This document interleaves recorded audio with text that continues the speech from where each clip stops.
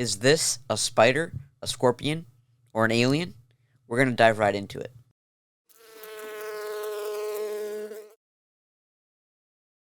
Welcome to Bug of the Week, Week 2, brought to you by Lil Dudes Insect Academy. And I'm super excited about this episode because we're going to get into another crazy, cool bug this week. So consider subscribing and consider dropping a like. It really helps the channel out. And yeah, welcome. This bizarre creature is known as the sulfugid, commonly known as the camel spider, sun spider, or wind scorpion. They inhabit deserts of southern Africa, Asia, and the southern United States. Despite its name, it is actually not a spider or a scorpion. It's neither. Although it is somewhat related to spiders and scorpions in that it is also an arachnid, much like those two, having more than 6 walking legs and its body consisting of 2 tegmata. Adult sulfugids range in size between 1 to 6 inches in leg span. Like many arachnids, the camel spider has 2 front legs known as pedipalps. These are used for catching and holding their prey. But unlike insects, arachnids have 2 tegmata, like I mentioned, called the abdomen and the cephalothorax. Instead of having an independent head section, their eyes and mouth parts are attached to the cephalothorax, often providing space for fangs or, in this case, strong mandibles. Many arachnids breathe using an organ called book lungs, which are a pair of respiratory organs consisting of many leaves, similar looking to the gills of a fish. However, sulfugids have a well-developed tracheal system instead, inhaling and exhaling air through a series of sphericals. Possibly the most prominent feature of the camel spider is their massive ripping mandibles called chelicerae. Although these chelicerae are quite intimidating, they do not yield any venom, unlike many arachnids do.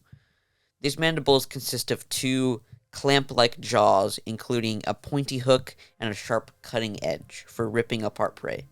Prey is caught using their pedipalps and scooped into the powerful chelicerae, which they then use to shred and rip prey apart alive in a shredding motion using their massive mandible muscles. After the prey is sufficiently dead, the camel spider uses digestive fluids to liquefy the victim's flesh, making it easy to suck up and into its stomach. Bites from a camel spider are quite rare in the wild. The chelicerae are strong enough to puncture human skin and even draw blood. Bites are not medically significant, however, and they're actually very painful. Camel spiders are something called opportunistic feeders, meaning that they sit in a hide or a hole and wait for an unfortunate prey to walk by.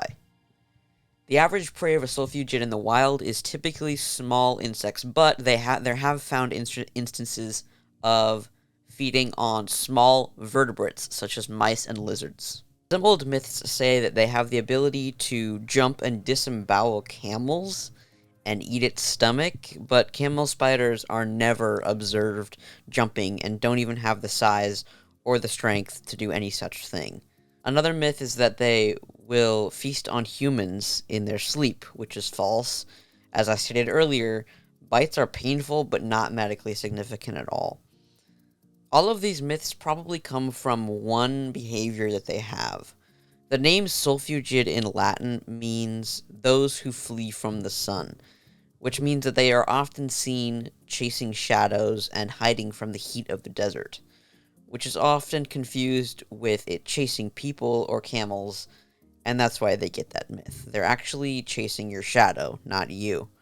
But they're actually very efficient at doing so. They've been seen running up to 10 miles an hour, which is actually very fast, especially for a little bug.